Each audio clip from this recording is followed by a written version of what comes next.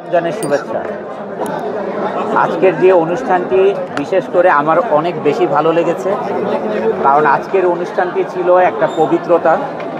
এখানে আজকে ওসামা ভাই এসেছিলেন, এখানে আল্লাহ রসুলের কথা আলোচনা হয়েছে, তারপরে সবাই মিলে দোয়া করেছি, নামাজ পড়লাম আমরা এখানে, এবং আপনাদের সাথে কুশল বিনিময় করতে পেরে নিজেকে ধন্য মনে করছি। আরেকবার আপনাদেরকে মাহে রমজানের শুভেচ্ছা জানাচ্ছি। আজকের এই অনুষ্ঠানটি ভালো লাগার দুটি কারণ। একটি হচ্ছে আমরা জানি সবাই রোজার মাসে আমরা সবাই একত্রে মিলিত হই ইফতারে, আর ইফতার একটি সুন্নত। আমরা সবাই যেই কাজটি করি এটা আমাদের সবাইকে একত্রিত ইফতার করা, এটা আল্লাহ তাআলাও খুশি হন, এটা সুন্নত। এবং আজকে আরও বেশি ভালো লেগেছে এখানে আল্লাহ রসুলের কথা আলোচনা করার জন্য। আমাদের দেশের সিনেমা তো এখন ঈদের সময় নর্মালি রিলিজ হয়, আর ঈদে মানুষ সিনেমাও দেখে। যারা সিনেমাতে প্রডিউস করছেন, যারা কাজ করছেন, যারা ডিরেকশনে কাজ করছেন এবং কলা কৌশলী, সবার প্রতি হলো আমার অনেক অনেক ভালোবাসা। এবং আমরা চাই সবাই ছবি হলে গিয়ে দেখুক এবং প্রডিউসারের টাকাটা উঠুক এবং শিল্পীর কাজের সার্থকতা আসুক। অপারেশন জ্যাকপট আমি মন্ত্রণালয়ে আমাদের সবার বায়োডাটা, পাসপোর্টের কপি, যা কিছু দেওয়া দরকার মন্ত্রণালয় দিয়েছে। কারণ ছবিটা শুটিং হবে প্যারিসে, তারপরে কিছু সুইজারল্যান্ডে, বিভিন্ন জায়গায়, যেহেতু মুভির গল্পটাই এভাবে আছে। এই গল্পটাতে আসলে কোনো দলের জন্যে নয়, এই সিনেমাটা হচ্ছে দেশের জন্য। এটা অপারেশন জ্যাকপট, আমরা ইতিহাস জানি বাংলাদেশে, এটা একটা মুক্তিযুদ্ধর ছবি। আর মুক্তিযুদ্ধে আমরা সাধারণত যেই ধরনের ছবি নাটক প্রথম থেকেই দেখে আসছি, এটা আমরা জানি এটা একটু ভিন্ন ধরনের, যেহেতু এটা নো কমান্ডো, যারা সাবমেরিনার কমান্ডো যারা, তাদেরকে নিয়ে এই ছবিটার গল্পটা ডিফারেন্ট। এই ছবিটা যখন রিলিজ হবে তখন সবাই এক বাক্যে বলবে যে আসলে এটা কোনো দলের ছবি না, কোনো পলিটিক্যাল মুভি না, এটা বাংলাদেশের জন্যে এই ছবিটা নির্মিত হচ্ছে। এবং এই ছবিটা একটা ইতিহাস হয়ে থাকবে, অপারেশন জ্যাকপট। আমাদের দেশে এখন ক্ষমতায় যারা আছেন সবাই দেশকে ভালোবাসেন, এবং তাদের কাছে আপনাদের মাধ্যমে আমার মনের কথা এবং দেশের কথা পৌঁছাতে চাই। এই ছবিতে ব্যালেন্স যে ফান্ডিংটা আছে এটা করে দিলে ভালো হবে। এটা দেশের ইতিহাস একটা মুভি, এটা আসলে ব্যক্তিগত কারো মুভি নয়, কোনো পলিটিক্যাল মুভি নয়। আমার সিনেমা না থাকার কারণ হচ্ছে বাংলাদেশের বিজনেস এখন ভেরি টাফ, কারণ ইউক্রেন যুদ্ধের জন্য। আপনারা আবার কেউ মনে করেন না যে বাংলাদেশের বর্তমান পরিস্থিতির জন্য, না, এটা হচ্ছে ইউক্রেন যুদ্ধের জন্যে গার্মেন্টস ইন্ডাস্ট্রির বিজনেস ইজ সো টাফ নাও। কারণ হরমুজ প্রণালী দিয়ে যে ভেসেল যেত, এটা আমেরিকা যেত 35 দিন, আর ইউরোপে যেত হচ্ছে ম্যাক্সিমাম 26 দিন।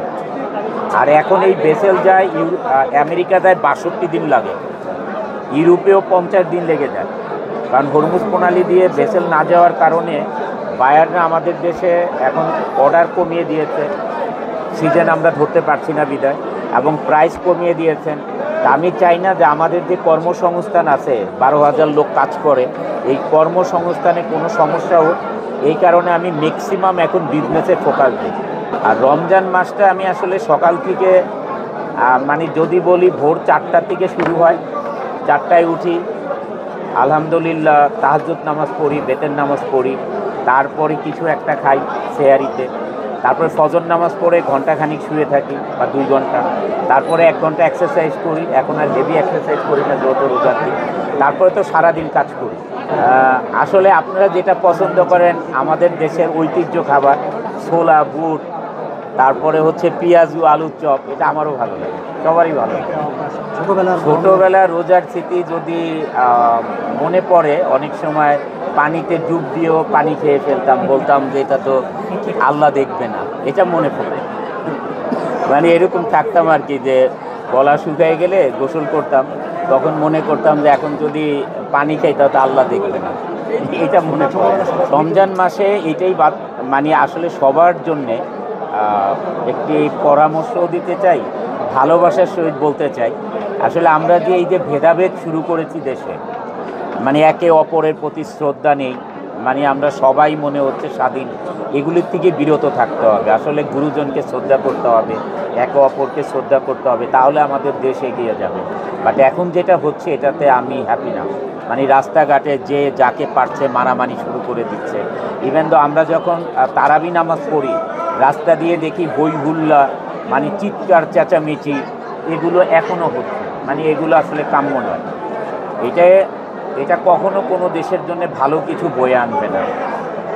কারণ দেশের নিরাপত্তা থাকতে হবে কঠিন, এবং সবাই শ্রদ্ধশীল থাকতে হবে একে অপরের প্রতি, না হলে তো দেশে শান্তিতে আমরা বাস করতে পারবো না। এটা কোনো সরকার একা কারো দ্বারা সম্ভব না, এটা আমাদের সবার দায়িত্ব আছে। ইকবাল ভাই একটা কথা সবসময় বলতেন যে বাংলাদেশের শাকিব খানের সাথে টক্কর দেবার মতন একজনই আছেন অনন্ত জলিল। তো আপনি অনেকদিন ধরে কাজ করছেন, আপনার ব্যক্তিগত ব্যবসার ক্ষেত্রে আপনার অনেক দায়িত্ব আছে, ব্যস্ততা আছে। তো এটা কি শাকিব খানকে কোথাও এককভাবে এগিয়ে দিচ্ছে কিনা, বা আমরা আবার কোনো একটা সিনেমা ঈদে আপনাদের দুজনকে একসাথে পাবো কিনা? ঈদে ছবি আসবে, যদি আল্লাহ তাআলা হায়াত রাখেন ছবি আসবে, অবশ্যই আসবে। বাট আপনারা আজকের থেকে আমাকে চিনেন না, বেশ অনেক দিন হয়ে গেল, 2008 থেকে। আমি কিন্তু এমনিতেই সবার জন্যে আমি মন থেকে দোয়া করি, ভালোবাসি, উইশ করি, যার সিনেমা রিলিজ হয় উইশ করি। আমি কিন্তু কম্পিটিটর মনে করে কারো প্রতি হিংসার চোখে কাউকে আমি কোনোদিনই দেখি না, এবং আল্লাহ তাআলা আমাকে যতদিন বাঁচিয়ে রাখবে এটা আমার মন থেকে আসবে না, কারণ আমার এটা ক্যারেক্টারই আছে। আমার ক্যারেক্টার হচ্ছে আমি সবার জন্য আমি ভালোবাসতে চাই, সবার সাথে ভালো রিলেশন রাখতে চাই, সবার জন্য দোয়া করতে চাই।